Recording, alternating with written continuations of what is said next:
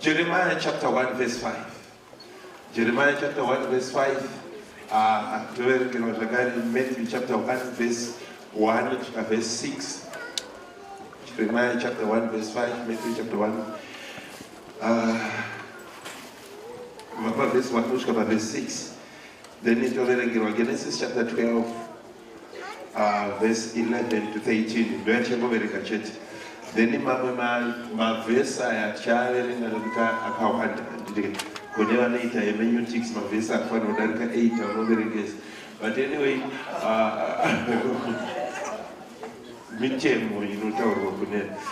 Jeremiah chapter 1 verse 5. Matthew chapter 1 verse 1 to verse 6. Then it was Genesis chapter 12 verse 11 to 13. Then Mama verse I adapt or I just go Churungwa I just go I did so that you could partake of the tower to Genesis chapter 27 verse 36. Genesis chapter 27 verse 36.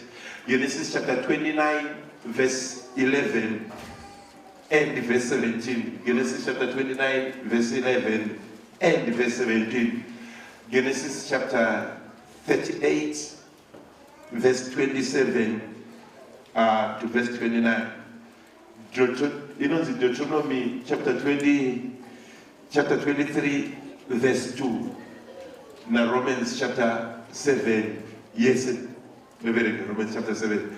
Yes, so amen. Jeremiah chapter 1 verse 5. Jeremiah chapter 1 verse 5.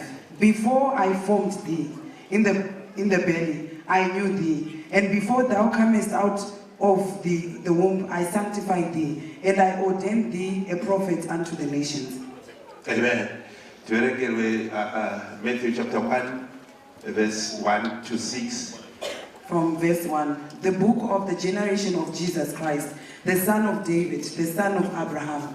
Abraham begat Isaac, and Isaac begat Jacob, and Jacob begat Judas and his brethren, and Judas begat Phares and Zara of Tamar, and Phares begat Osram, and Osram begat Aram, and Aram begat Aminadab, and Aminadab begat Nasom, and Nasom begat Salmon, and Salmon begat Boaz of Rakab, and Boaz begat Obed of Ruth, and Obed begat Jesse, and Jesse begat David the king, and David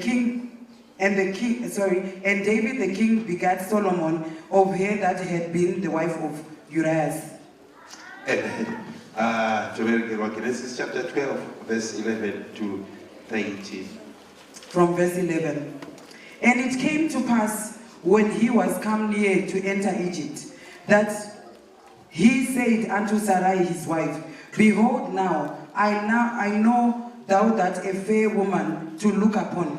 Therefore it shall come to pass when the Egyptians shall see thee, that they shall say, This is his wife, and they will kill me, but they will save thee alive. Say, I pray thee, that thou art my sister, that it may be well with me for thy sake, and my soul shall live because of thee. Amen. Amen.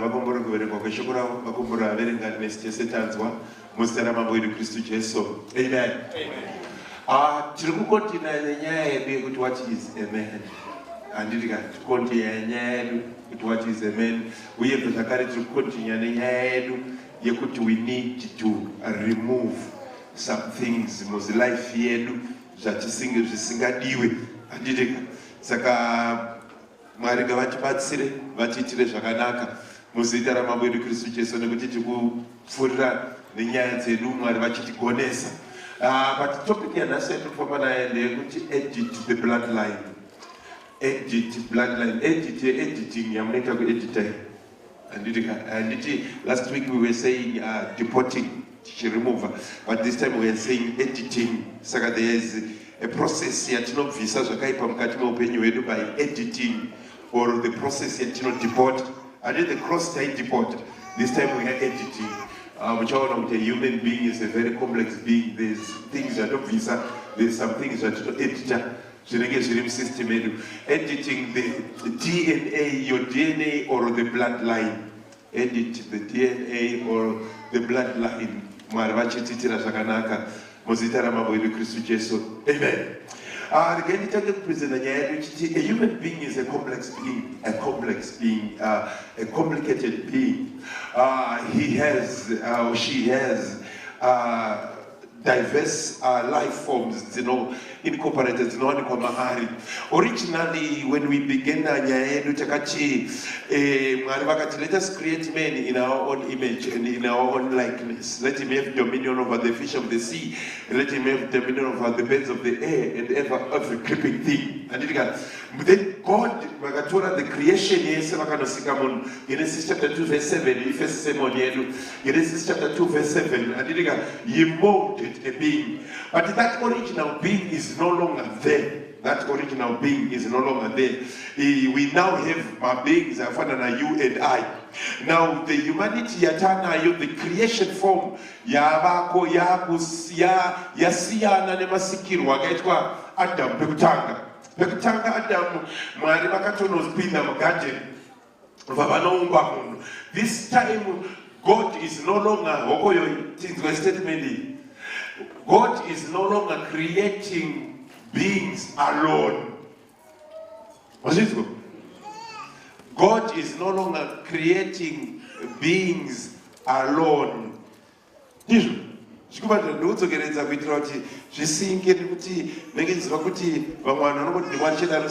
God is no longer creating human beings alone, but he is now co-creating human beings with human beings. Saka kushanda mwari wa kushanda na vanhu mukusika vanhu. Saka there is the co-creation. There is a working together with God in bringing out a human being. So how does then now the human beings now is responsible? A human being is they are responsible in forming the body, the physical body. That body Adam garden is the body that was given in the jurisdiction yavan kuti vachigona usikawo vanhu that body ende mwari wesamoya wake ndizvo. So now ndopamunozoona pano kuti tinzwisise ndopamunonzwa Jeremiah achitsanangura this particular combination kuti before you were formed, before you were formed in your mother's womb. Genesis chapter 2 verse 7, but before you were formed. He did not say before I formed you.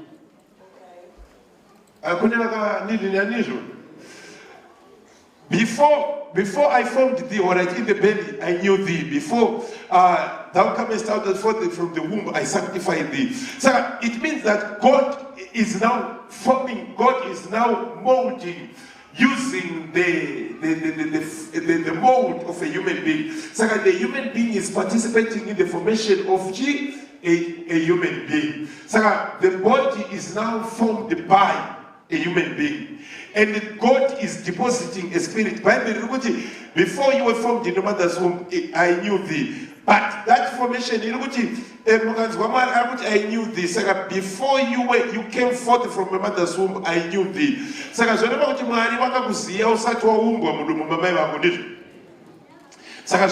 You were there before you were in your mother's womb. But what was there before the mother's womb, it means that which was there in Genesis chapter 1 verse 26. But the mother's womb is now Genesis chapter 2 verse 7. Very good. With that tripartite nature is coming forth. Genesis chapter 1 verse 26, like Genesis chapter 2 verse 7, a living being. So the body is tripartite nature. That's what I can tell. Munane utatu wake are a complex being. Are a complex being because ane nyama maari in authority, ane the soul, ane the spirit. All the principles emerge from that particular principle. Through your spiritual body, you connect to your spiritual world. Through your physical body, you connect to your physical body, physical world. And through your soul, you have self-consciousness. Who are you then? You are not self-consciousness in the end of our soul. You are who you are based in the information from both two dimensions, which is the spiritual world and the physical world. Your life comprises the physical world and the spiritual world. One world is shorter than the other. Your life shorter. You are not complete. The salvation is when you complete all the worlds so that active, then you are completed. Hence, our salvation is also in a complicated way. Salvation is really complex. Salvation is we are saved, past tense. We are being saved and we shall be saved. Right? Why? Because we have different dimensions of our being. We are tripartite nature. Therefore, each nature inopones from a ringe nemawira yakaita. Each nature inopones from maringe ne world yerikurarama. So now, saka zvareva kuti what is being saved? Kristu paakaenda pamuchinjikwa akauya akaporesa akafira mweya wedu. So our spirit is saved. Our human spirit is saved. Our human spirit is activated, or our human spirit is set in motion by the work of Christ. Now, you are saved. Because if you fail to understand this, but anyway,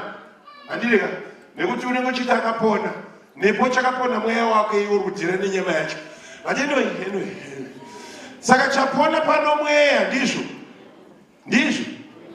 ndikuita solution ndikuti nhasi message yedu simbai anditi vanosunga ma70 belts vosunga ma70 belts nekuti pane mabhomba akati michana, but don't worry, it will be bumpy ride, but it will be fine. You'll be able to handle it. So the spirit is saved.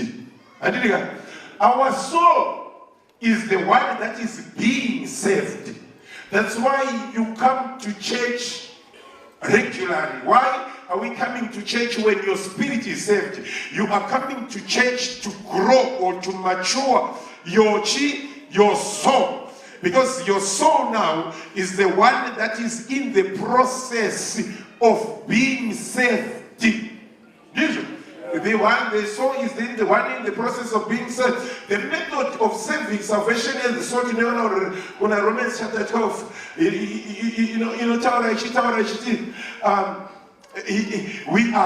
You renew your mind you are transformed by the renewing of your mind. So you need to renew your mind. As you renew your mind, and then when I am preaching to you, I am not preaching to your spirit as much as the spirit listens. I'm preaching to your soul, so that the soul is renewed. The information that is in the spirit, the information that is in the soul. So that is being saved. So the more you hear the word of God, the more you are being transformed to match with the spirit that has already been saved. I see nindi you. Atazona Kristawi. Mind? Nindi yo nyama yo achibeta na makeup inofika masuti. Kupora ipore.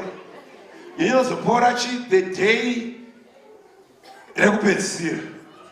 Saka ndosaka muchinetseka paunodhila nemunhu nekuti unenge uchiona kuti ari kutaura nendimi, anotonamatawo, asi ukatambira kunhindi yake mai mwana unoumburuka. Mazvinzwa? Nhindi yenoni inozoporeswa musi wainoni. Saka musakasika kuzorora kuti tiri maKristu. Ndikutaura chikwadi. Uchiti maKristu ataura nendimi kana kuti ane koro ane ndimi mai mwana. inhindi inyama inoramba ine maappetites ayo. Ndizvo tiri tese mai mwana. Very good, very good. Because ukasazviziva izvi unofrustrate, unoita BP kana kuedza ukaona mamwe makristu anofamba dzimwe mamwe mafambiro woti havana mati nekuti uri kukanganisika kuti chakapofona mweya wakaoshitaura wewe nekutoparidza asi nhindi tinosangana jesu takupiwa mberi munyowani. Mazvinzwa already. Saka usabhihevhe uchifunga kuti unotamba nengirozi, unotamba navanhu. That's going to be a baby right here. Don't worry, shakona kuti mama. Usabhihevhe uri kutamba nengirozi, unotamba nani? Because vanhu vanoshandisika kuti mufundisi vatotsamwa vatoita bhipi mai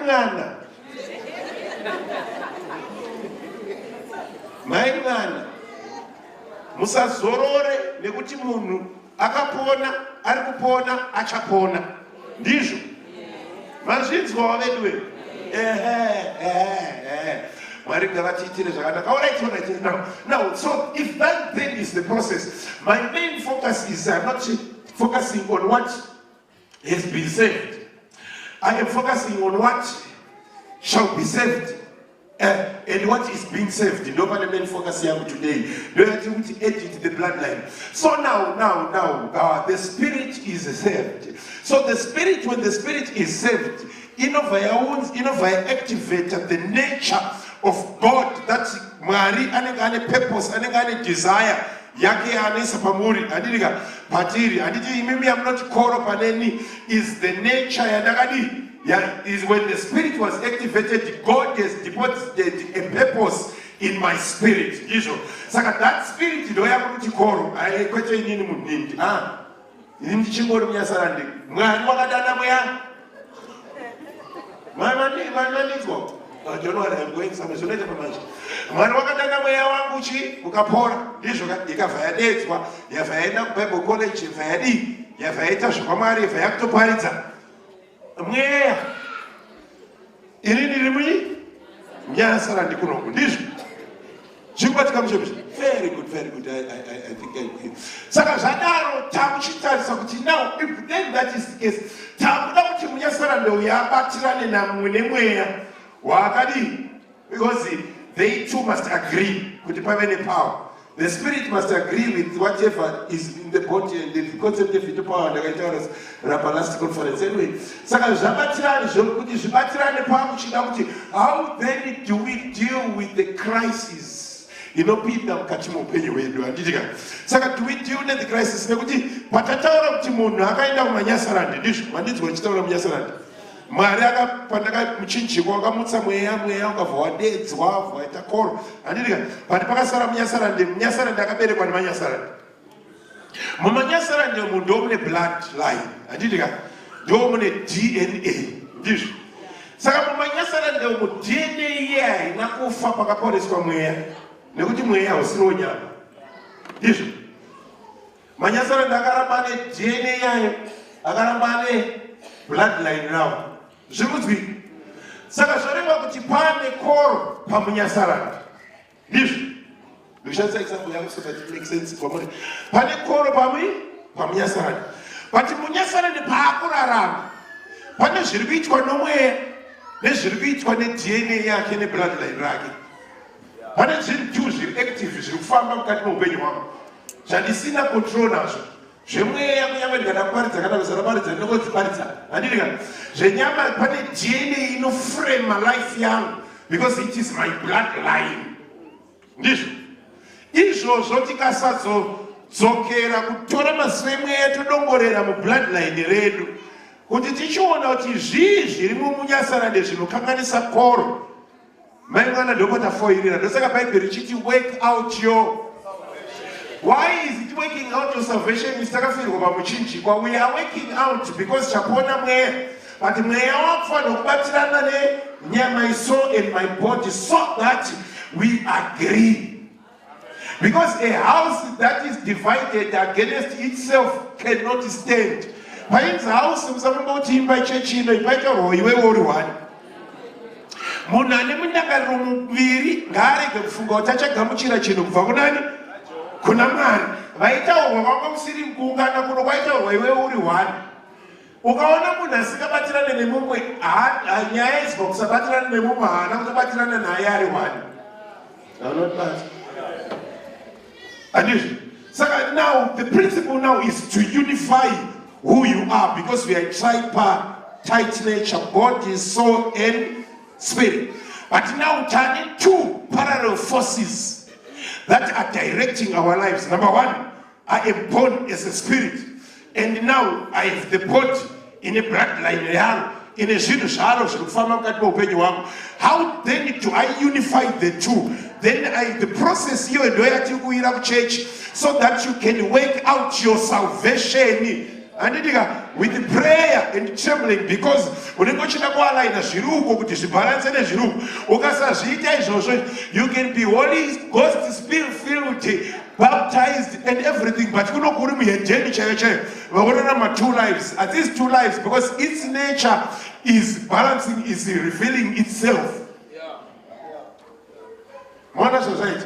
So you need to work out your. In the Father to share something to work out. Could you shanda? You have to work on yourself.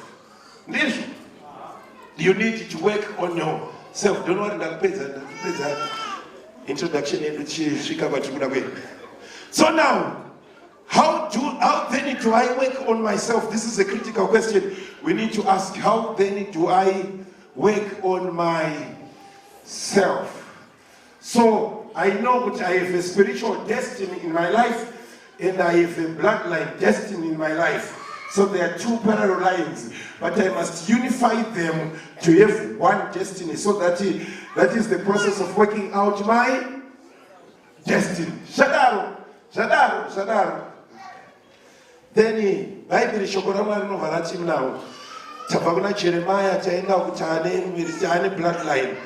We need to check in our bloodline. Saka munhu wese takataura pano last conference mukona systematic year manje. Tataza tikati munhu wese inini version yangu. I am the total sum oyemanyasarande ese from my mother's side and my father's side.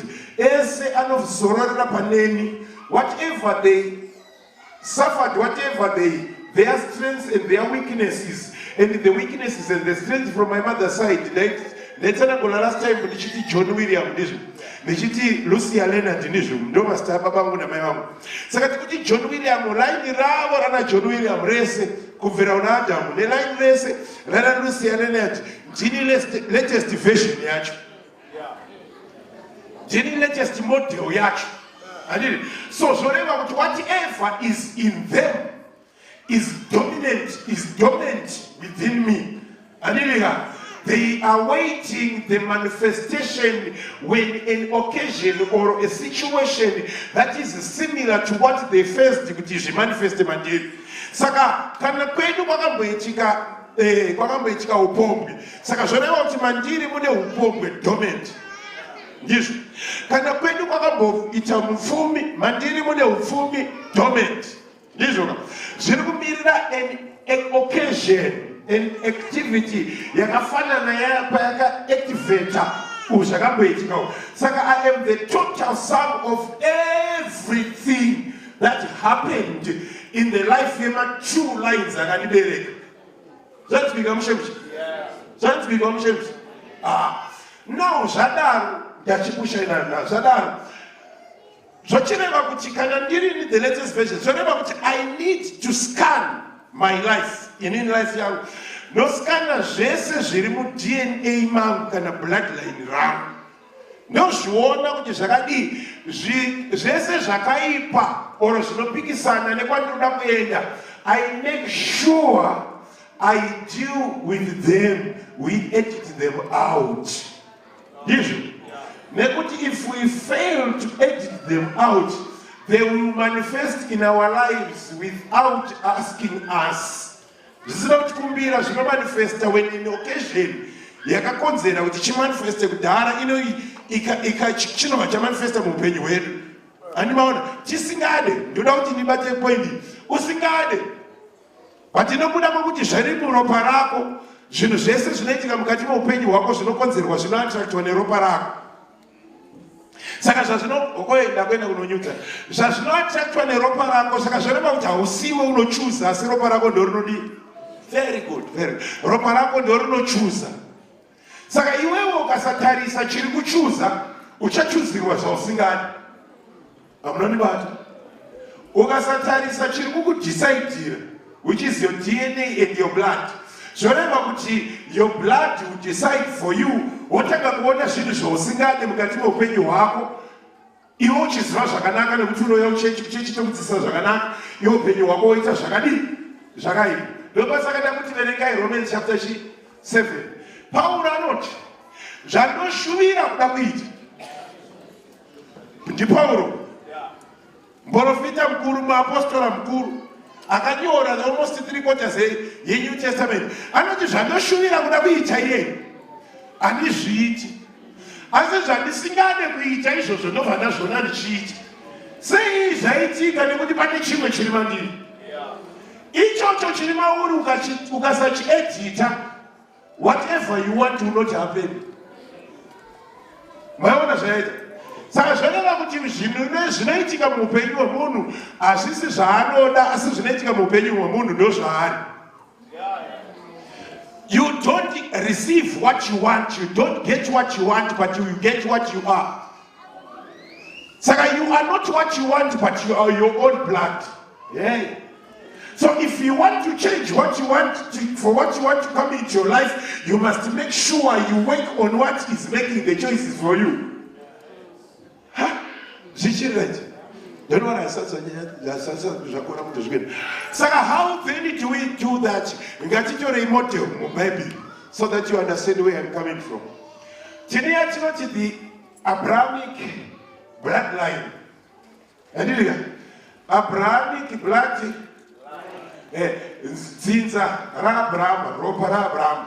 I just wrote down Abraham about Abraham chiptanga ropa Abraham. Number one, number one, ropa Abraham right now madzimai akanaka. Ropa Abraham. Number two, ropa Abraham. Rainyeba ndizvo ropa raAbraham pamadzimai akanaka raiattracta kumadzimai asingabereki. Ende pakunyeba apa raisanyeba ivo chete baba Abraham ainyeba nemadzimai acho, raiva attracted kumadzimai anonyeba. Iropa yange isiri choice yavo. Ndati raiattracta to fair and beautiful women, number one. Number two, raya attractor ivo vainema nevakadzi vacho vainema. Number three, I love this. Number three, madzimai acho anga asingabereki avaiattractwa kwaari. Number four, every firstborn yakwababa Abraham anga asingagone inheritance. Number five, I think it's just number 5. Yeah. Number 5. Number 5. Vese main actors ekurudzirwa kwababa Abraham vanga vane extra marital affairs. Ndo zvanga zviri muropa ravo zvekudzidza kwavo.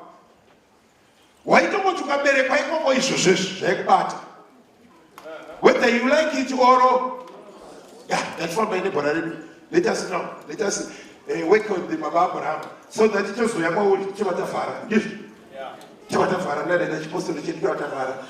it is easy. So now, that is ropa Rababa Abraham.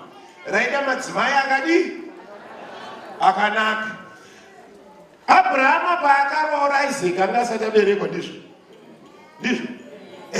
Isaac anga berekwane ropa attracted to beautiful women. Ndizvo. Kunyangwe Isaac anga asipo pakanotsvagwa Rebecca. Akauya akanaka akafanana namai vacho. I'm not bad. Nekuti chakakodzera muranda uya achinoona two sisters. Chaka influencer choice yake was the blood of Isaac. wakamutuma, or the blood of Abraham. Irikora mutu manje ligadzira mabomba. Saka zvoreva kuti Jacob zvakare akanotarisa 2 sisters, but choice yake yakainfluenced neropa rake. Yakainfluenced, saka zvoreva kuti Isaac, Abraham angana Sarah akanaka, Isaac angana Rebecca akanaka. Jacob anagamuchira any other wife other than Rachel akanaka. Saka zvoreva kuti mudzimai wokoyo ndakukanda leni mai, mudzimai adiwe nemunhu asanodiwa navarume neropa rekudzidza kwavo. Unondibata?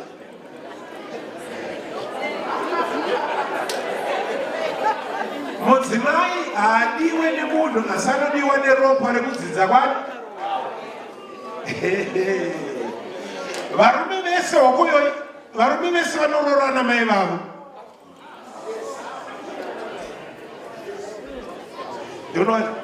Zvikora mutoma manje. Ndati mudzimai adiwe nemunhu asanodiwa neropa rekwavo. Saka mumarriage ukapinda wakapesana neropa remunhu haifambi. Because nyaya haisi hokoyo ndakanda leni mai futi. Nyaya haisi yekuti munotaura nendimi mai mwana. Kana kuti makanaka, kana kuti munoita zvinhu zvakadii, kana munopfeka mini yakadai, kana kuti munodii. Munodiwa neropa remunhu akutorai. So if you ignore the blood, you cannot stay in the marriage. Because kana takaona matatu tanga kufurunyirana kuti zvikumusvike kana kuti zvikwanamatike. Saka zvoreva kuti munhu anodiwa neropa rake. Saka munhu haarora ega, asanorora negeneration rese rekumashure. Nekuti Isaac angara Abraham beautiful women, Isaac beautiful women, Jacob beautiful women. Kunyangwe riyauya mai mwana munotambura kumba ikoko. Ndizvo rega tichikoresa. Saka it's not munhu saka zvoreva kuti choices of women are made by the blood of a being. Saka you cannot choose your own wife, but your blood chooses for you. Why I'm putting pressure for you to edit your blood? Because if you are struggling in your marriage today, it's not about the woman, but it is your blood that is fighting the woman. Very good, Dashika. I didn't want to show you the struggle. Saka mudzimai anogona kustruggle nakuda kuzvichinja. It's not about changing herself, but it's about changing the blood, about changing the DNA, because it is the DNA that causes you to be unloved. Yeah? So now, if the blood is if it is the blood that makes it the choice for the women, so many of us place a pressure on us mighty.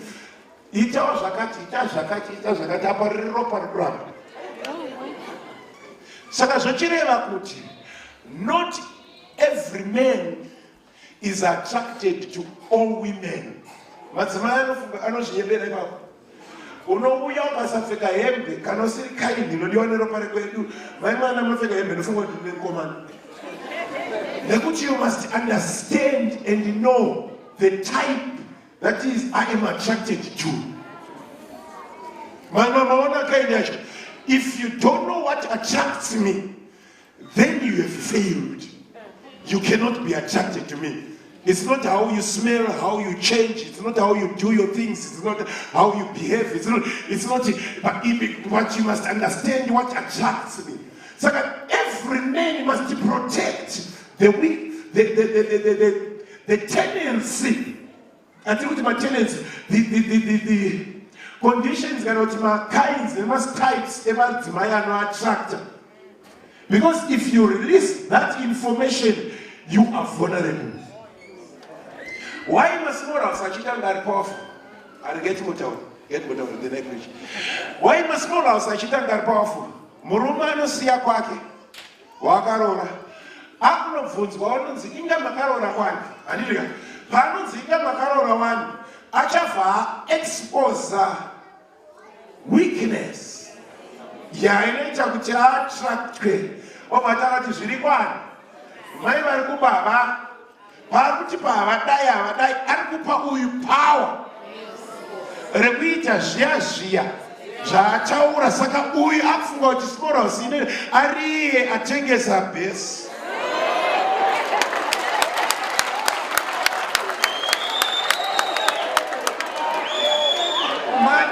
Communicator, the weakness is to your wife. Kuti mwana dai madai ndo zvinodiwa kupi neropa rekwedu.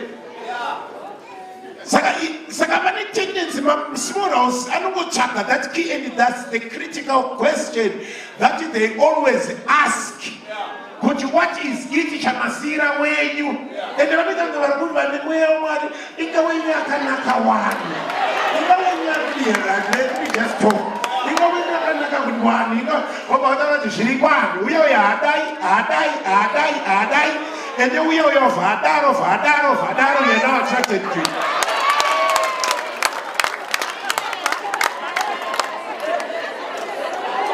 You know what it is? We are changing my mind. They are failing. Bible not above all guard your heart. Yes. If you don't guard your heart, you have a danger of exposing what is in you. Yes. And what is in you, you are vulnerable. Yes.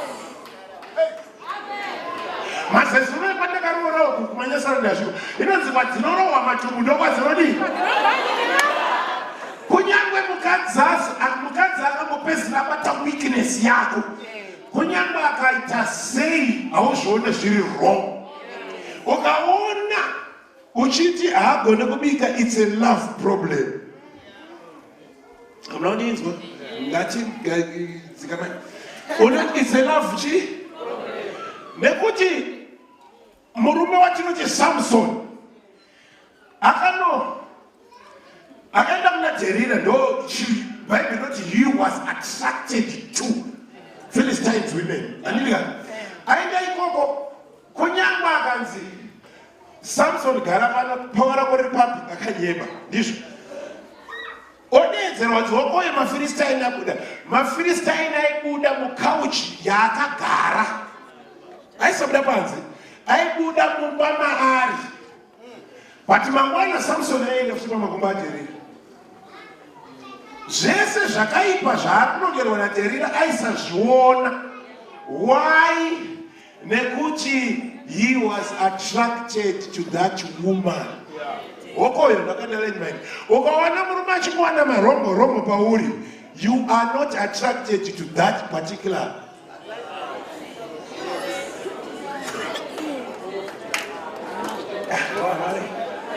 That's it's going to be right. Don't worry. You're not late. I need to move on. The moment you are attracted to Muna, you is a type of Shanate. But you go now, you don't know for such a hair. On the bloodline, you don't need. Very good, I love that. That's it again, take a Coca-Cola. Saka, Tawana is Samson. When you're with Jerry, I got you take some more than 10 times. I see, I know much to come about. But no, but you don't know. Unora mochi tsoka ikoko vanhu vanomuudza kuti iwe uye hasi right unokona because choice haisi yako, ichoice yeropa rani. Saka mai mwana mukakanganwa ropa iri munopesa. Alright. Now then tasa choice baby unovharati zvakare choice iripa anonzani Isaac akatsvagirwa mukadzi asipo ndizvo iye andari gombo muranda ndiyakanotsvaga achiva nemudzimai. Bhaibheri rinovharati and Isaac pamavhesi anokwayo and Isaac loved her and he was comforted by her. Aunondinzwa. And Isaac loved her and he was comforted. If your woman cannot comfort you, it's because you have not loved. Mukati wako akasakugutsa, it's because you have not loved. Very good, very good, very good. That's why Isaac,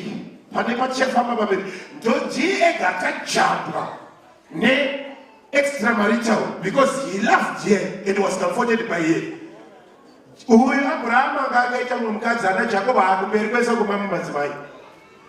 Because they failed to love. Very good. Yes. Yeah. So it's a blood problem and they failed to love. Yeah. Comfort, she's smart, she's nice, she's soft, and she's good.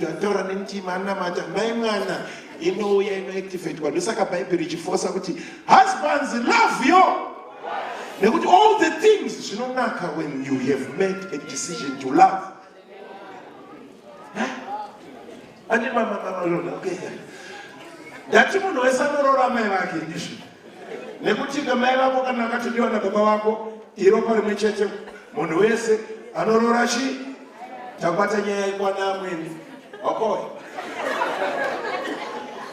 You discover it is difficult kuti marriage pfuure mberi kana usina kuwana approval yamai vacho nekuti amai vacho ndo vanoziva jini rudiwako ende ndosaka chiona mamhuri dzese dzinopesana naamwene mai mwana ukaposana naamwene, that is the first woman anoenderana neropa remurume wako okoyo don't want to be that supposed to be much. Dopa kunoona ngati nebhaibheri Leah akawanikwa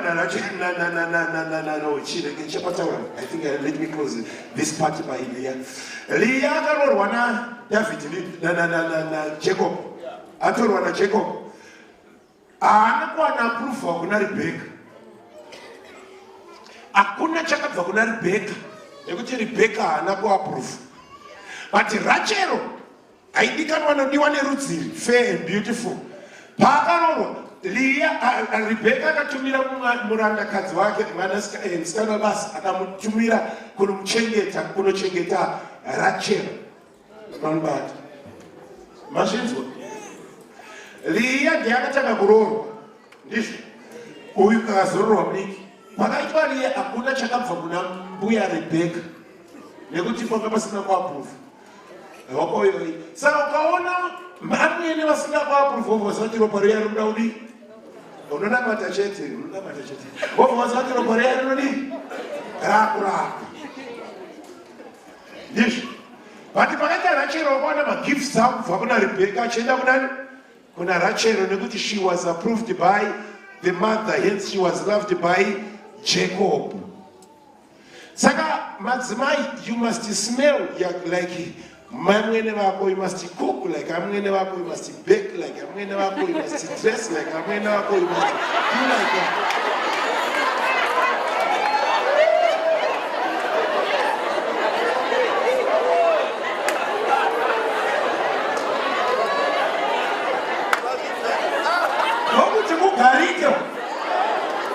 Nekuti murume uyo wamakada uyo murume anoda mai vake pairora iwe wairora mai vake vanondinzwa pairora iwe wairora mai vake ndambotaura statement iyoyo murume wese anororani.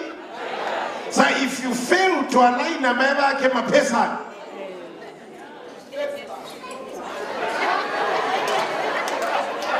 why is kuti murume uyo anorora mai vake. Some women approve for you for Rebecca. Approve for you for Rebecca. They put up a Amaya can do the only woman and a bloodline. Rakadiwa na babawacho. Sakaina and Chezra follow suit. And it now Takuya Kunalia. Just what you quite Chikoma and my circumstances, those are the service. Quite Chikoma, Maple Zaitika, Panamatabuzuanetica, usually. Joe Siku Jesh. Já usiku gente depois Leah asiliwa pakarorwa Leah akakuwa kwa usiku in the moment of ignorance, in the moment of man and clear circumstances pawashika Leah wanga usigadiwe mangwana makuseni ndo panozochechuka ona kuti hayo Leah uya asiliwa ndodi makambotamba nese muri usiku asi kwakunoedza anoti Akwende ndosaka vamwakadzi vari muno kuti zviri ndade akagara ari murongo paakaita mari kwakaedza vari mumadzimai angu anoti murume wangu paanenge asina mari munhu kwayo nekuti iwewo uriwo usiku chete pakunoedza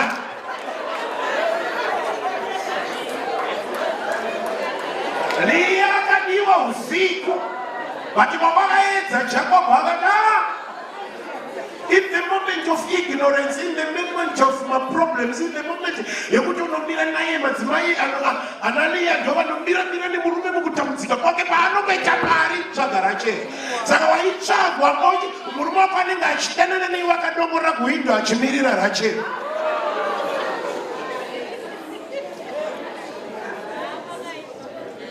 Ndatoona matasheti zvinositsana mapeko.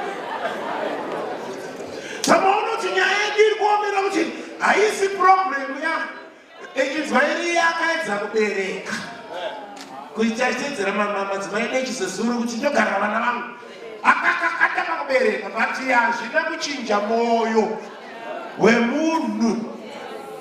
Unoita twese unoita kuita perfume kuita kudai kupfeka mine yakasvika kuno kuita zvese zvinoitwa kubereka vana mugwazo mai mwana hazvichinje anoramba akatsvaga rachel nekuti uriwo usi. Very good. I love that. Wale ngachi tozoidzokera. Point number 2 tati madzimai inovese vainyemba ndizvo. Ngatifambei muramba. Ainyemba. Abrahama akati iwe kwatakuenda pataberengesa iwe kwatakuenda kwakanaka stereki saka avo vanhu vanozonditira jealous. Saka ngatiti uri atadzi yangu ndizvo kuitira kuti ndisanofa. Isaac was not there pazvakaitika ngasati aberekwa, but Isaac pakaitika the same occasion akuda kuenda kune vanhu nemukadzi wake akati iwe ngokuona kwatikuenda kwakanaka vanhu vanozoti iwo ita uri hanzvadzi yani. Saka uri kuona kuti Abraham akanyemba Isaac asipo asati aberekwa, but Isaac haana kupiwa manotsi zvanga zviri muropa rake, akanyembawo occasion payakasimuka. It only takes an occasion for that which is in your husband to arise, for that which is in your wife to arise. It only takes an occasion. Right, but when an occasion comes, ladies and gentlemen, I guarantee you, begin to edit. Jacob,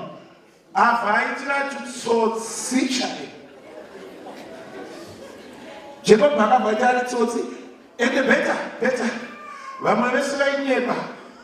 Kuneve kunze, but Jacob haana kunepwa kuneve kunze, akatena akanyembera babake. Anyembera babake, vana vaJacob vakatena vakanyembera babavo.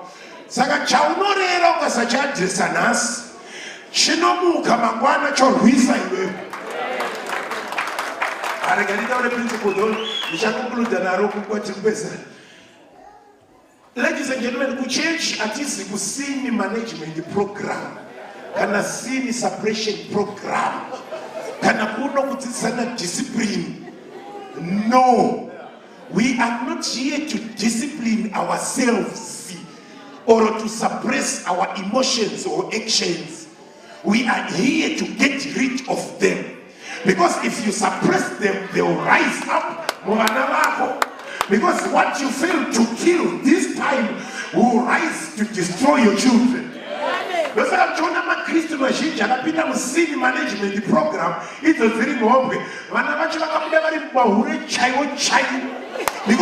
you fail to suppress, what you suppress, power. At least the Muslim management get rid of the problem. My man. Don't suppress things, fight that thing off.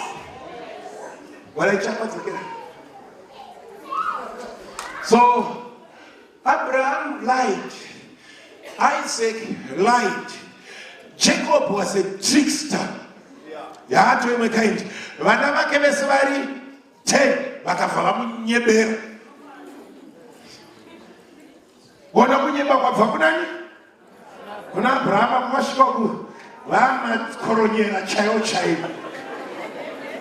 Asi rudzi rwaMwari madzimai acho ndwainyepa chaizvo. Madzimai acho Sara akavhanyebera naMwari wacho kuti handina kuseka. Rebheka akabva atakura Jacob akati enda kunonyebera babako. Chikunemamunosha ese inoya paneni paakamupfekedza. Ndiye Rebheka akapfekedza Jacob kuti ichasuwa kakanga zvazve achinyebera mudhara. Nekuti vayatatu ropa raida kaindiyo. Rachero ndiye akabva aita wese. Akabva atora chimwari chekuna baba vake akauya nacho akanyeba kuti hapana chakatora. The blood yaiattracta madzimai anonyeba, ana baba vacho vainyeba.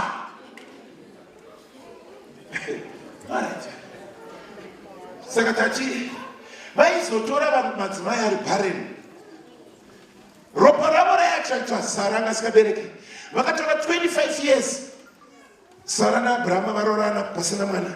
Vakatora 20 years Isaac naRebeka pasina mwana. Jacob achirora akarora 2 madzimai handizvo.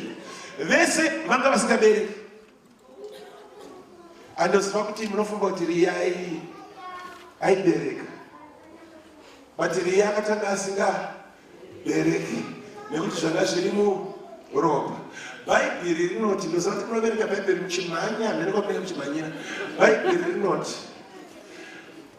Mwari akatanga kurorwa ndiRia vhakakata nditizvo. Kufa kwazororwa Rachero ndizvo. Then Mwari kubva vazoona kuti vatu madzimai kuti Rachero ndiye ari kudiwa, Lia hadiwe. Ndo pavakazofura chizvaro chani chaLia nekuti akambotanga asingabereki. Nekuti ropa ravo kunyange waasingada habereki. Andimaona zvazviri kuita. Good. Tatiende pointing yacho. So. Tawenipenda 5 handizvo. Then chinobva taona kuti vese vadaro Bhaibheri shoko raMwari rinobva rati vanga vane maextramarital ndingafambe neipapo ndingapajambe ndopanonatsa. But anyway, baba Abrahama ndo vakazodzitora Haga bva vafurato ndizvo. Isaac ndiye akanoka key yacho haana kuita extramarital nekuti Isaac akabva akada Rebecca and he was comforted. That comfort yakabloka extramarital affair. That comfort. Husbands, I beseech you by the mercies of God, love your wives and you will be comforted. You avoid miedzo. Yes, in a will. The problem is not with your wife. The problem is with your love that is failing to bring forth comfort. But I tell you, I just tell you,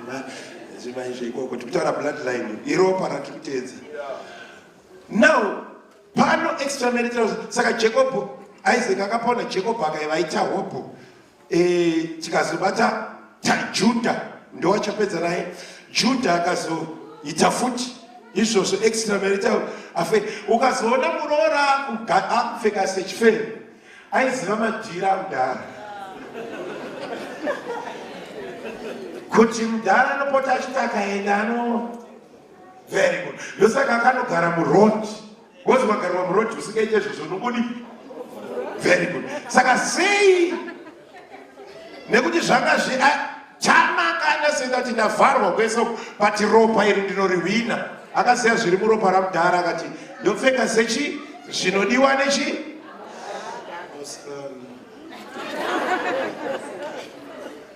So now the point imwe ukarenga waberekwa uri kubereka vana, the firstborns of the bloodline of Abraham nakuclose.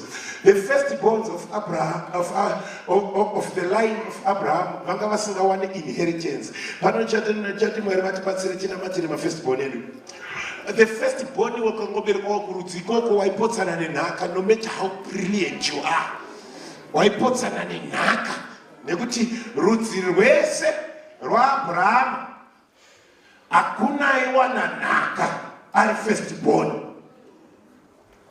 Alright, firstborn Abraham era Ishmael. Ishmael anakuwana chi?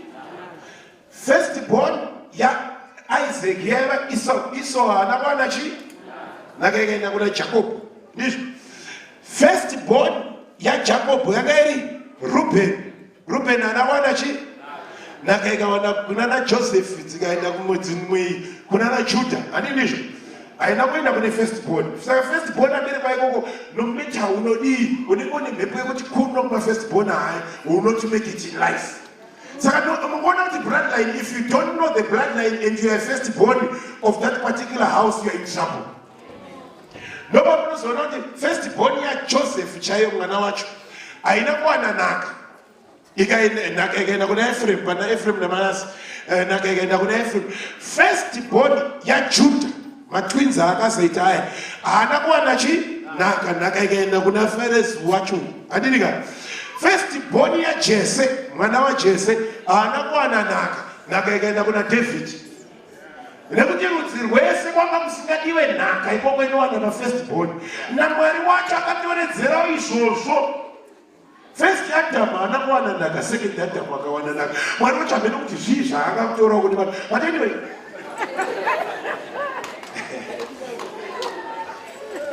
Ndosaka first birth isina power, second birth ine power. Ameno mwari kutedzera ropa here. Maybe tine vana vaAbrahama nekutenda saka tangotorawo zvema-second izvo.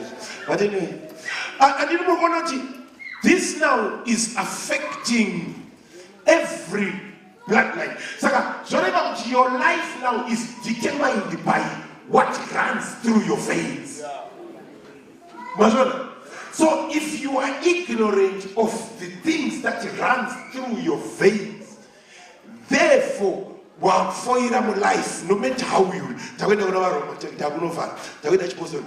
Bible Paulo chaiye profita anati zvandoda kuita asisiri zvandoita, but zviri kuitwa ne any other force that is contrary to me. Zviri kuitwa ne force iri kuranda muropa mangu. Andilika saka zvoreva kuti mukristu ari munhu unenge une mweya but une ropa. Taura mai mwana uri pasai pako une mweya asi une chi. Saka if you ignore what runs through your blood, zvoreva kuti zvinoitika zvomweya zvichatadza kuadresa zveropa. Hauna kundinzwa nekuti our God watinonamata manje ukada kuzoti zvabhenda kuropa wakuda kuti Mwari source yedu here, wakuda kuti Mwari zvakudai so Mwari vanokudzosera kuropa kwako. Hamunondibata kune vanga vari koma kuseni tati zvinhu pakwari nesource. Ndosaka Jesu chaiye akaberekwa ari mwanakomana waMwari ndizvo, but ane zvairana muropa rake. Zvairana muropa rake Bhaibheri rinoti zvairana muropa rake rakari kuti iye mweya wake he was God and is God. He was crucified before the foundation of the world.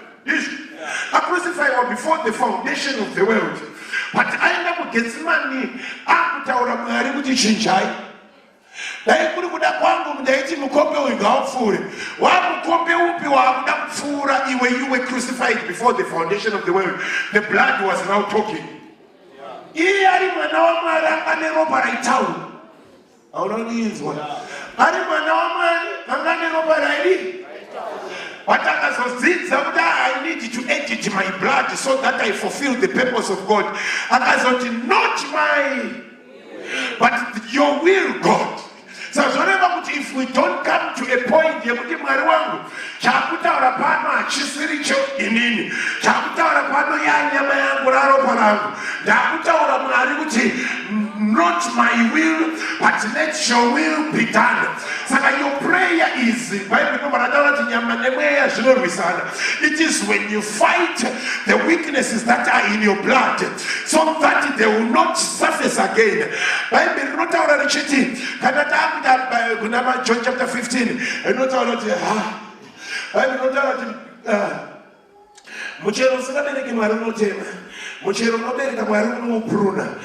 if you have a tendency of pruning situations in your life, they'll rise up. But what we need to do is to make sure we kill the seed. Number two, what we need to do is to make sure that Zura situation that uproot that particular situation and circumstances in our lives. Because if we fail to uproot, ladies and gentlemen, I guarantee you that seed will rise again. So you need to say Jesus like Jesus Christ. And not Baba, you know, I couldn't have you go for it. But better could have not Jehovah. So you are enforcing with the Shamari Shaitika. When number two, you're not Mubate. Whenever you are praying a prayer in a gear push one your bloodline, that the prayer cannot be answered by God. Yes. I'm not in.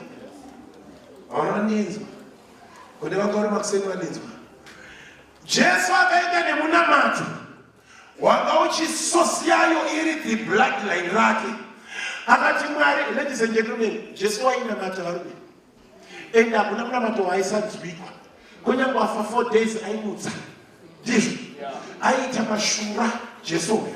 But pane munamato 1 mubhaibheri waasina kunzwikwa waakanyarirwa nedenga akadai hereni denga ravhara. Why denga ravhara? Lazaro achimuka. Why denga ravhara? Aita mashura esaya. Denga rakavhara nekuti aida kutaura kuti chinja itai zviri mubloodline rangu. Aida kumonyorora mweya wake kuti uite zviri mubloodline rake. Denga rikanyarara. Ndopa akakumbirana Peter kuti Peter, mirawo neni. Jesu chaiye mwana waMwari akakumbira herepi kuti Peter mira neni. Peter akati moyo achida kumuudza weakness yake. Moyo unoda sinyama yakadi amuudza kuti Jesu ena anogadzisa moyo nenyama yako. Unondibata? Moyo unoda sinyama yakadi. Sazvoreva kuti the only prayer yausingagoni kuwina nayo is the prayer yaunomanikidza Mwari kuti asadzise zvine bloodline yako. Azviiti. Sazvoreva kuti mudzimai waonekwa uchiti adiwa naMwari, iwe ropa rako roda mumwe, ukada kuti uenforce kubatanidza marriage yaibati. Unondinzwa takwenda ikoko. Andida haibati. Why? Because God will never answer you according to your bloodline, but He will answer you according to what is in the spirit. Sakunyangwe nyama yako yenda kunanga ukwashishandi. Let me get a good excitement. So whatever now, Jesus not my will, but let your will be done. The moment he had done, he was recalibrating his blood. He was calibrating his DNA. He was editing his DNA. But from now on, you have a different will. From now on, you have a different will. You used to love this, but because that when I'm a prayer, but I no longer love the things that are loved by my blood, but I need to love this. I know by mistake, the devil is a liar. Now we are making a shift in our bloodline. But whatever was needed by my blood is no longer needed by my blood. I'm making prayer. Ladies and gentlemen, to all husbands who are here, you must pray that your blood love your wife. You must pray that your blood may begin to love your. You must pray that your blood must begin to love your wife. You are looking for a way out because your blood is pulling you to Rachel. But the devil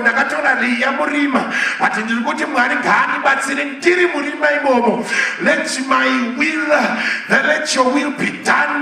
My will is that your will be done. Saka, you are forcing your will to participate the will of God. Why are you going to participate the will of God? Because the covenant states that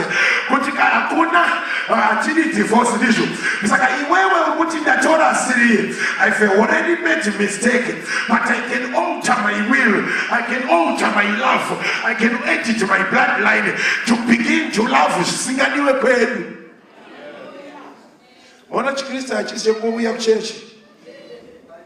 is begin to know what you love and understand your behavior, and you begin to go before God and cry before God. Ladies and gentlemen, again, properly time for the push of the faith as I am concluding. Pana just with our demon. Matimoni do I know what to do about my essay? To tell us in the demon. Pano kana machiro akuna chino buda. Akuna demon no buda. And it's not a curse. When we are talking of the bloodline, I'm not talking of generational curses. This, I'm not talking of a curse. Because a curse, I say a curse or a curse can be broken. The familiar spirit. Because there is a difference between a demon and a familiar spirit. A familiar spirit, local family, spirit in a legal right to dominate over your life and to control your life, because someone within your bloodline has opened the door and given it a legal right to function within your bloodline. Okay. The familiar spirit, Abraham opened the door. Yekuti my firstborn Adi, Awane Naka. Where's the Mashaka in the Kuban? Isaac, Abraham, Isaac, and Jacob. Anna Kuchinja, Shilimu bloodline. Wakarama, she put my firstborn Naka, Marachi's a signature. Marano is a signature, Munamuna, a free walk, don't never be it.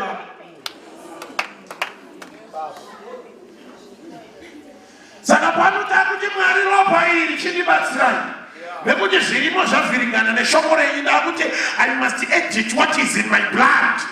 Azvidi ruoko pamusoro nekuti hapana mweya unobva. You need to fight your familiar spirit. The danger of a familiar spirit is because inotaura sewe. Unonizwa. The danger of a demon inotaura sewe unonizwa kuti pane mweya. Familiar spirit unofunga kuti ndiwo kufunga. Ende ukaenda kurudzi kwako wese anovumirana newe kuti kwedu akusakombetika zvakadai, kwedu chinoita zvakadai. Vanombonzwa zvakadaro. Uri kuti kwedu chinoita zvakati, kwedu chinoita zvakati. Vanovumirana newe. You think you are the one who is thinking, because the familiar spirit speaks in a first voice. Rinotaura sewe. So it's a good idea it's a good idea with a bad choice. That spirit, and that spirit does not need anyone else. It needs you to be able to deal with that particular spirit. So I'm going to deliverance session. Vakarishaya pauri kana kudona ukapedza kudonera wega ukadi hakuna chakachinja, because that is not a demon, it's a familiar spirit that runs through your blood. Pane akamboenda unodzima madhimoni akadzingwa mweya webarika uri kurudzi kwavo, but as long kunana baba vakoko kune vakaita barika mai mwana rega ndikudze mweya wamwari, iwewe pauchaita mukana wekuti mai mwana vekwenyu pavanopesana newe unopepuka watasa umwe, bekuti mauri unofunga kuti zviri right nekuti ropa rako kune madhara maviri matatu ane barika kumashure. Hamusati mangowana chance kana mukana when an opportunity lies you go. Mukona zvadwira panhasi. It is in your DNA, it is in your blood. So the familiar spirit will come to satisfy you. It won't be. Umashuri. So I know the Venega, Tora history, family line yako. Utsake zosinga nejese, nebuti zosinga nejese zviliko zvirima uri. But zvikumirira mukana. Kana kuna akambenda kucheri zvikumirira mukana. Kana kuna akamborapwa zvikumirira mukana. Kana kuna akambosungirira zvikumirira mukana. The devil is a liar. Hausi mwaka wokuzorora nekuti hapana mweya uripo, but you must work out your salvation, checking through through your bloodline. But I don't want that to arise. I don't want that to arise. Look at Isaac, he suppressed it. But when he suppressed it, she can manifest upon a Jacob. She can manifest upon a Judah. She don't want to go to never to a matter. But she don't mean so that the devil that you failed to destroy this time will wake up to arise in your children. So that there are some things that you must say, the devil is a liar. I must fight this thing to make sure it is destroyed. So it is the familiar spirit. A familiar spirit is familiar to you. You don't see it as a demon. You don't want to attack it. It takes your second nature. I'm saying, it's their second nature. So it's their second nature.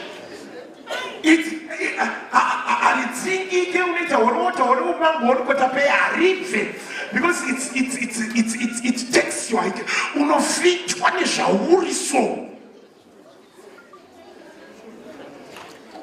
no, zvataitira zvara nhasi kuti mai mwana haizive kungoti nyoka dzinopeka dzakabva kuno pane zvimwe zviri mutsinga dzako zviri kudi zviri kuafekta your every decision. Ukaona hoko indicator, ukaona kuti zvauri kufuronga zviri kusiyana nezviri kuitika zvoreva kuti there is another source which is in control. If that source is not a demon, therefore it is your blood.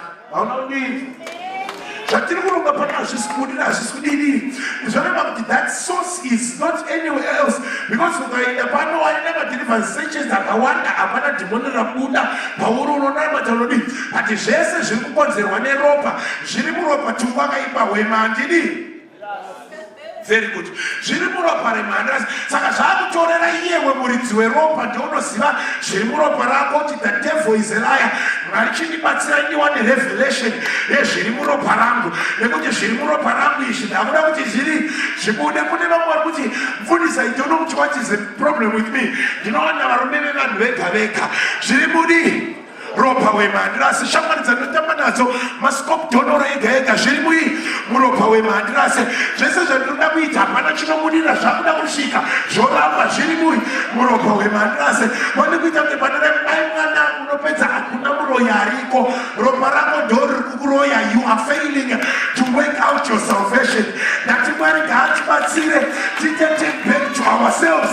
Woti mwari ndakuda kutasa ropa rangu ndakuchiri ongorora ndinozoti ukaenda kuchipatara vanotsvaka chirwere muropa ndakuti mwari uenda neropa rako mulepfu woti handisi kutarisa mavhitamini, handisi kutarisa virus, bacteria, fungi, asi ndakuda kutarisa mamhepo ari muropa. Rikuteera inini why is it kukoma mwana kurorwa munikina mwana kurorwa nena ndina kurorwa zviri kuteera muropa. I have come to edit what is in my blood. I am tired of fighting and failing, because zviri muropa hazvikurambidze kufaita, hazvikurambidze kushingirira, but you eventually fail because you accomplish what is in your blood. The devil is a liar. Ndirikuti mangwana nano Mwari ngaatibatsire. Ndakuti Jehovha mupenyu, ndauya paKGC, ndakupinda mulepfu yeropa rangu, ndakunorivheneka deka kana kune ngozi yanga iriko nemumwe akazvisungirira. Noti Mwari wangu, we are uprooting, we are destroying this. I don't want this to rise pavana vangu. That iwo kakonetsana nemurume, there is a door afurika. Vana vako vachanetsana nemurume. Paunoenda vana vako vakuuya nenyaya unoti ndo zvinoita varume. Ndauya kuzokuudza kuti varume havadaro. Vaona kuti ndo zvinoita varume. It's a familiar spirit that is endorsing zvakaitika kwauri kuti zviitike pamwana wako. But ndakuda anorwa achiti Mwari ngaatibatsire. Ndoziva kuti iwo wakakundikana upenyu. Mwana wako kana akukundikana unotaura kuti nyika inorema. Nyika ina kurema varume. Iwe ndo wakafoira. Wakuitoza izvozvo pamwana wako. Nekuti munhu wese anotonga maringe nezvaakafoira. Zvaakafoira anobva ati ndizvo. But the devil is a liar. Varume handisi wekukundikana, handisi wekurambwa, handisi wekumitiswa. Ini zvingaitika kwatiri but iweita masikatano ngazvipere neni handichada kuzviona. You must fight. Varume chikristu hachisi chekuzorora, chikristu hachisi chekumanikizwa kunamata. Zeveka ropa rako nekuti ropa rako ndori kukurwisa. You are following your bloodline. Zvaunoda kuita hazvirambe varume nekuti God will grant you the desires of your heart. But why Mwari asiri kukuitira the desires of the heart? Because the blood is saying something else.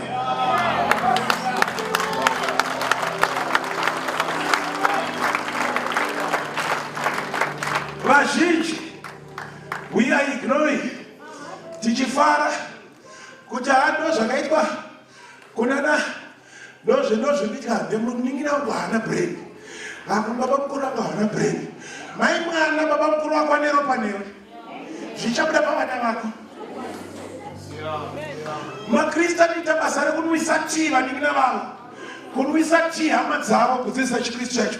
Vokunwisa tii kuti baba mukuru wangu hawana brain. Vakaenda kuchikwambo iwe vavhura dhoo rapinda muropa nekuti ropa remwana wabereka dhoo rababa mukuru wako.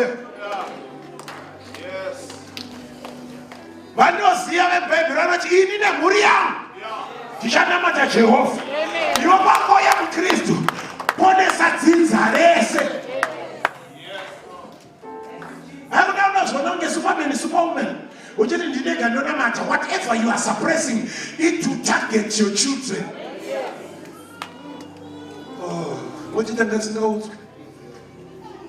Ladies and gentlemen, I beseech you, let me close. I beseech you by the mercies of God. Kuti Mwari ngaakubatsire munovheneka. Ndozoti imimi muri first generation first generation Christians ndapi. Anoti ndiri first generation Christian. Kana chiri first generation ndiwo parents ako ngasikana mate yondwe wakatanga kuya kuchechi. Mese muri vana vapostori. Saka muri right.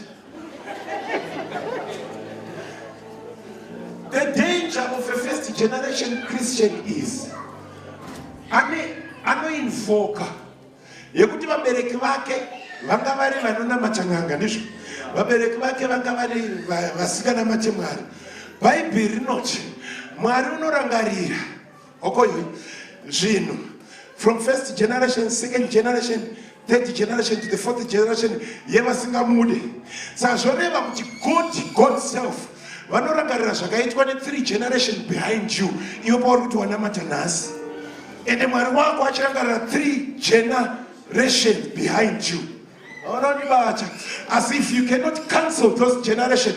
Wotanga a new generation yekuti ndakuva nerudzi rwaMwari mai mwana hamusati matanga. Ndosaka zvese izvozvo zvichiitika uri muchechi. Because it is a principle. Ndizvo. But vane rudzi runonamata kana vanokunamata vakaita scene management program zviri kubudira pauri zvine pressure. Varoninzwa. First generation munonamata muchirwisana nekumashure muchienda mberi ndizvo. Asi ava vakanerekwa vana vavhangeri vana vafundisi vana veapostora mai mwana vakare vaisuppressa nyaya dzavo vachingomira mumwoyo vachikwira makombo. But panaka zvakunotubuka pauri unobuda uri. Ngatibvunze David. Tata Abraham yakatanga extramarital affairs ndizvo. Pazvakazonobuda kuna David anoti Mwari inini mufanitsane ndakaberekwa ndiri mubereko akuziva kuti zvandiridya izvi maberekerwo angu. Ende David haana mubvira aita mukadzi asiri wemunhu. Ende haana mubvira aita mwana nemukadzi asiri wemunhu. Vese vakaita vana navo vakadzi vevanhu vakahwina. Uya Mikaeri haana kubereka nekuti akamwina. Newe akapiwa virgin wakapiwa achembera haana kubereka asi vevanhu ndo vakabereka. Nekuti yanga iri kaindi yake iye achienda pamberi paMwari anomuprofita ndakaberekwa mubereko zvivi. Wanyange ukaita mambo unoita kaindi iyoyo. Ende David akasuppressa akawina soro akazobuda akaita sei. Vaza vakadzi mwana werudzi rwadhavhidha chayakabudisa pfaza usatambe nekuti vana vako havaigone nyaya yauri kusapuresa havamiri munopinda mutsasa zvikaparadza zvese mwari ngaachibatsire. Ladies and gentlemen, I know you mean right, but the thing that I fight the most, no matter what motivate anyone else, I always watch my bloodline to make sure that which is in my bloodline must not surface in my life, and will never surface again in the life of my children. That is a prayer I offer to Peter in life, Marco. But you let me use my in no Baba was to have mining. I didn't. So never put the first prayer and up in an Ayomo prayer room. I defend my territory. I defend.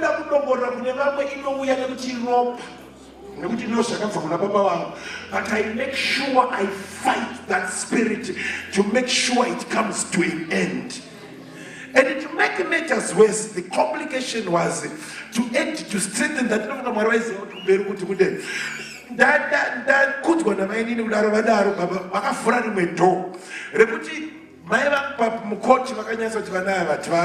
that became a scar. Number two, by the nature of our shupa, that became another scar. You could trust them to my wife tells us what can I see what you number 5. Jamronya but in Number once I'm why they would say number 5. And the second time for Oyam cards the footy, I can torment. So I should never put the power to Sawako. Ask to see maples and other times. One is a mira, but in any Chimona Masama would have them trust. Chimona Masama in the water and them trust. Well, to turn it out of Fuka, Mamutimano, we tied in them katsu. Never to Mukasadano, no that shit. And then move on away, where you are coming. I see you when you saw the blood to kick in. And then that I don't want it on my children. So it must end with my father. I'm not going to one. So Christianity, I see a bedroom. Whatever you must make sure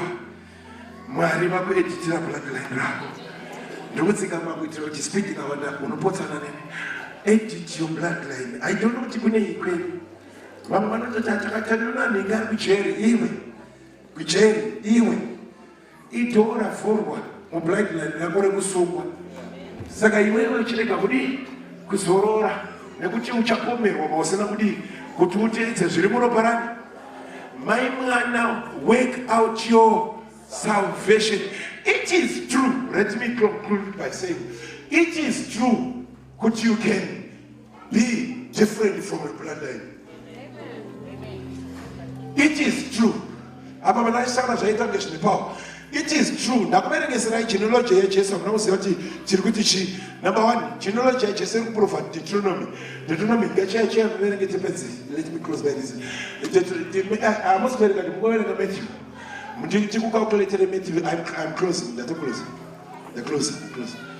Matthew chapter 1 verse 1 to actually chapter 3 verse 6 chapter 3. Deuteronomy not Mwanawe a bastard will not, because Judah was designed kuti iye ndiye kubva kurudzi rwaJudha ndokwaiva madzimambo eIsraeri. But madzimambo eIsraeri haana kuberekwa naJudha. Why? Nekuti Judah akaontonga pakuita incest animisho, pakumitisa muroora wake. Saka that zvakauraya zvakavhara umambo kuti waonekwe naJudha for 10 generations. Muona principles amari maomera akaita. the 10 generations zvakaondoka kuvhara kusvikira pa the 10th generation ndopakasimuka mambo. Pese unogona kunge uri right, but the mistake inoitwa bloodline yako inokuvharira opportunity nechiprofita chakaiswa naMwari pauri kuti chisaitike. Verengai memani. Matthew chapter 1 verse 6 verse 3 choose. Ngativerenge 10 generations kubva Judah. Matthew chapter 1 verse 3. And it determines the child of a bastard will never inherit the kingdom until the 10th generation. The open principle yedu. Ngachita saikunani mulailele Abraham rachoende memani. And Judas begat Perez. Perez 1 ndizvo. And Zara of Tamar. Of Tamar yende. And Perez begat Esrom. Esrom 2 yende. Esrom begat Aram. Aram 3. And Aram begat Aminadab. Aminadab 4. And Aminadab begat Nasom. Nasom 5. And Nasom begat Salmon. Salmon 6. And Salmon begat Boaz. Boaz 7. Of Rakab. And Boaz begat Obed. Obed 8. Of Ruth. And Obed begat Jesse. Jesse 9. And Jesse begat David. David 10. David vasita mambo 10 generation. Mutemo runa Deuteronomy asoka sasikona mu life yavo vese vakatadza kuita. Rambai vakamira memwana. Anditi maona kuti saka vese ana Abinadab na Samuel vese vaifanira kunge ari madzimambo eIsraeri. But haana kuita madzimambo eIsraeri nekuti baba vakaondoka kumashuro. You miss what God has promised upon your life nekuda kwakwa zvakavhiringwa nani? Namdara. Until the 10th generation. And then Jesse avatadza kuziva zviri kuropa rake akaisa mafirstborn zvikanzi vakuru hapana zvatikuda tikunake kupedzisira ikaka. Nevana vaDhavhidhi chairo Absalomu anga ari wokutanga haana kuita mambo. Solomoni bvanda ranga ri kumashure rikaita mambo. Hazvigoni.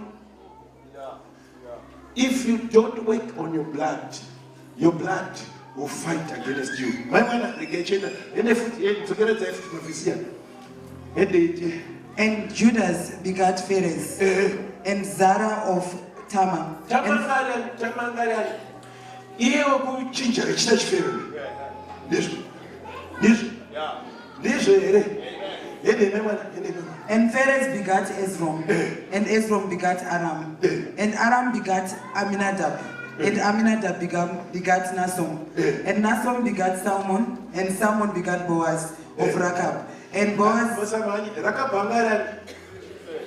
Mukona madzimai arikuiswa. Tama akapfeka sechifeve akasiri chifeve. But murora rutera murai arikutoya ari chiri chifeve strong big time. Musavhirikidzwe neBhaibheri. Amani musanetswe nebaba bigati mahanzwa. Tama pavhesi 3. Ndikuona mukasaona ropa richikuvhirikai. Tama pavhesi 3 ndiye haasi chifeve anga ari mukadzi wakanaka chete. Akapfeka sechi avhavhura dhoo rechifeve murai. Ende mamiro. Takuzonzi chii uyo. Someone begat Boaz of Rakabichi. The moment you open the door, rekuita ime character isiri wewe, kunozouya iye chaiye. Muraini makwenu. Saka unongoti regai njenge nidongorereo kunze, ukubereka chaiye. Okoyo, ndachakunyenyeredza patirenge kudaro. Nati, the moment Tama paakati regai ndipfeke sechifeve ndizadzisoi. Muraini makauya hakuna kuya akapfeka sechifeve kwakauya vanhu vazhinji vanotomuziva saRakabuchi. Ukatarisa madzimai ese anga akuteera rudzuru anga madzimai makuna naRuthi wacho achibva kuMoabhu kwemakuna kwakusvika kune madzimai ari straight because mai Tama vavhura dhoo. Hakuchafamba madzimai akanaka, kwakufamba madzimai ane nyaya.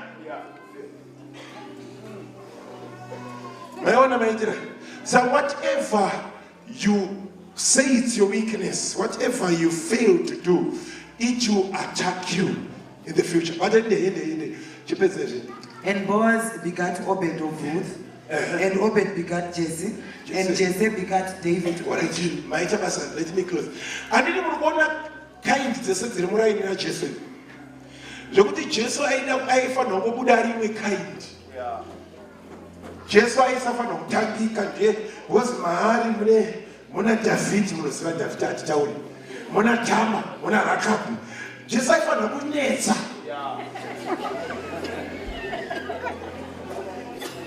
Verengai genealogy. Jesu aifanira kunetsa because ukafollowa ndikakuteerai each type. Vatatira naAbrahama naIsaac naJakobo vanga vari muraini raJesu imomo, ndokuna naJudha, kuna naDhavhidhi. Kune nyaya dzako, asi Jesu akabuda ari pure. Ndauya izotaura kuti you can come out as a pure blood. Imune zvese zvakapinda mukati meropa rako, zvinhu zvakakunetsa, zvinhu zvakadii, zvinhu you can come out pure. Ndoziva kuti ndingavhunduke kuti zviri kurudzi kwedu, zviri muropa redu, zvinotambudzika mune makonakona aripo, ndiri kuti you can come out as a pure blood. But tisandanamata regening 4 points. How to edit. Number 1 point. 4 point there. It's a prayer.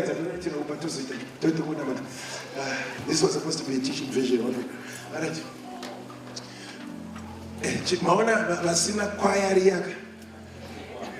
Number 1, you must trace the root. You must trace where the door was opened.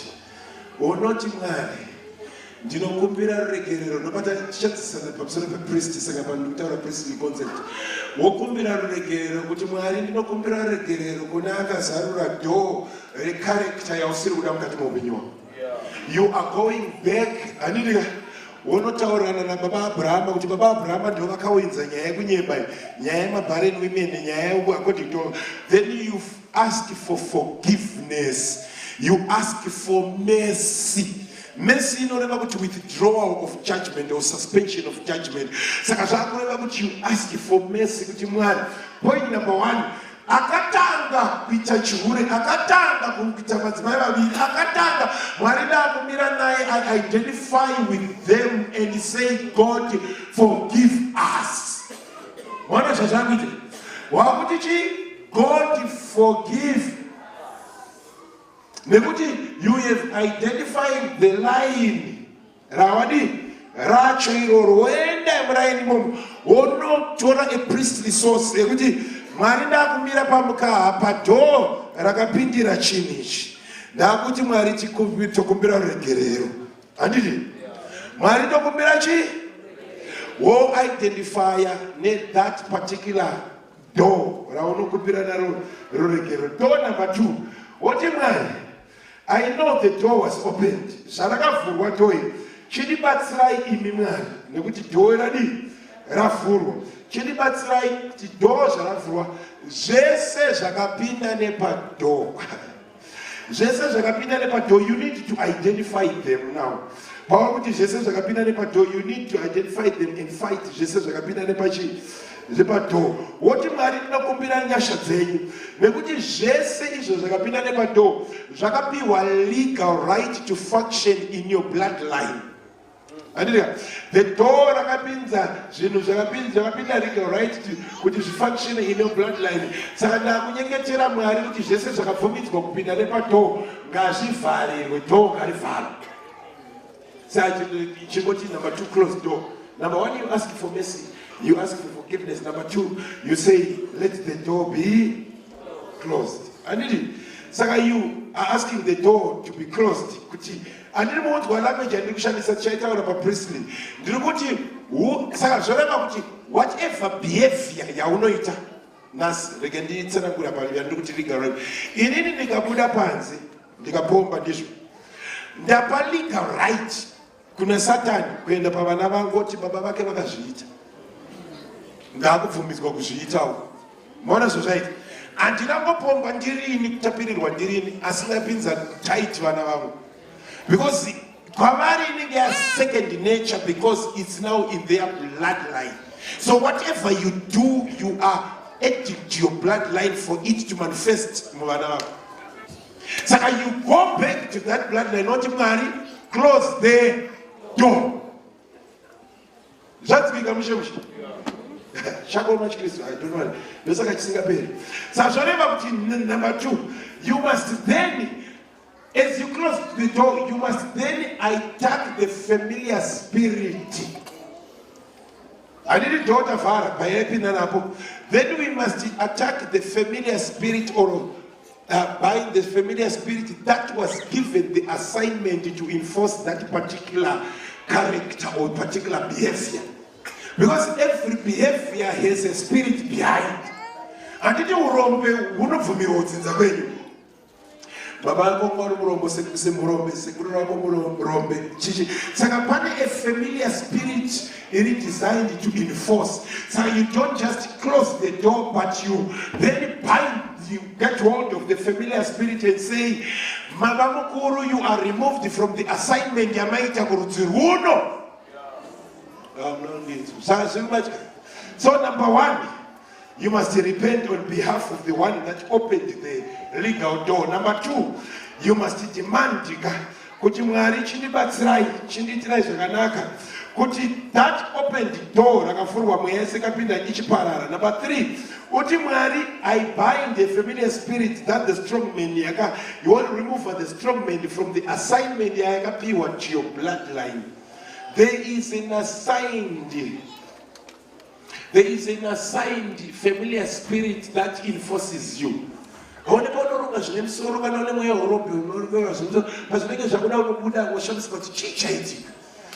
panofiwa, no paneta matambudziko, no paneta Maria ubatsira family at least yabatsira namo. Amen. Pese bawakoti batemu mari no panotsikirikiti mari yesepera kuchipatara. Pese bawakoti amen. Aiwe wakabroka namadzo yakabroka paunoiti chi. Now, what I check. Chakupedzisira then wapedza kudzima the familiar spirit weibvisa assignment. Achisiye pakadaro, you must make a new decree. I decree and I declare that my life will never be the same again. I did it. Number one, close the door. I ask for mercy. Number two, close the door. Number three, I remove the familiar spirit from the assignment. Number four, wait a new decree, ladies and gentlemen. And you know what we want to find out when we chinetwa, we chinot zimwa madimoni waya. Chinit wipe closing. Takuto simuka, angatiko simuka itaure, ta simuka so that it. Pamuno no zimwa madimoni. Usadzingwe dimoni robuda. Ndozati munofara izvozvo. Orega ukadzingwa rikabuda ramba wakamira pana yakudzinga yeye. Wotichindisa imwe mweya. Nekuti you have created a vacuum in my life. Akuna upenyu unonzi you are free. Zvinhu zvoti vakadzingwa madimoni ovanzi you are free. Maimwana akuna dzinonzi free. You will go and again Bible rinotaura Jesu achitaura kuti mweya ukabuda ukaenda ukadzoka ukaona pari free. Bonds are free. Unonotora mwe 7, yoita 8, odzoka ugara mubi. Saka pawakadzingwa demoni pesa ukasaiswa mweya waMwari a new decree, wakaita inonzi demon multiplication. Aunodinzwa. Ndozoti munofanira kuti demoni toti out. Ramba wakamira kuti madzinga chivharirai, chizai chinofanira kugara. Nekuti paka pane mweya urombe ukabva pane mweya wei. Hakuna mweya unonzwe free. Panofanira kuita mweya wekuchiroorwa, mweya wekugarika, mweya wekusimuka, mweya handiri mukuona zvekuita. Vazhinji tajaira kudzinga, hatina kujaira kuzoisa zvinyowani. Principle of the world, elimination by substitution. Saka why have you removed and failed to substitute? Nosaka vanhu vasina life yavari kuziva kuti vari kuenda kupi nekuti they are free. Free zvinoreva kuti to do whatever you want. Mai mwana itaida kuda. Saka ndiri kuti point number 4